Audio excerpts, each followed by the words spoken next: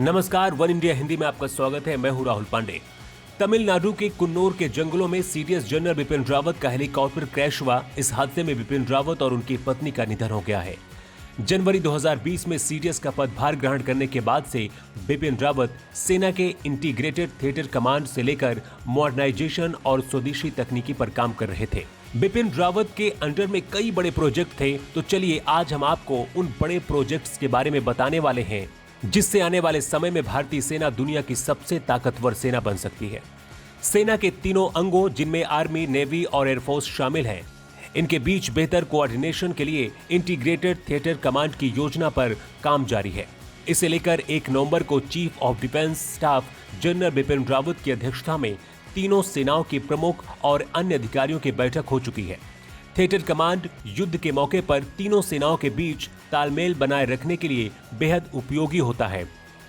यहां से बनी रणनीतियों के अनुसार ही युद्ध से जुड़ा हर फैसला लिया जाता है। फिलहाल 4 नए थिएटर कमांड बनाने की योजना पर काम चल रहा है। इसके बाद दूसरे जिस बड़े प्रोजेक्ट पर बिपिन रावत काम कर रहे थे, उसका नाम है आर्मी को मॉडर्न बनाने का प्लान। आर्मी के हथियारों को अपग्रेड करने के लिए स्ट्रेटेजिक पार्टनरशिप मॉडल पर बिपिन रावत की निगरानी में काम चल रहा था।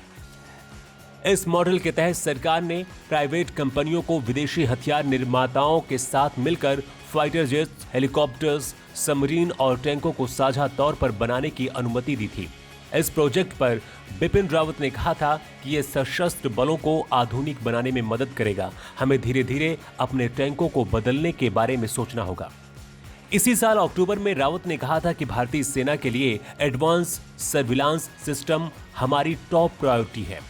इसके साथ ही उन्होंने ये भी कहा था कि हमें अपनी साइबर क्षमताओं को और डेवलप करने पर फोकस करना होगा, क्योंकि हमारे दुश्मन तेजी से साइबर क्षमताओं को डेवलप कर रहे हैं।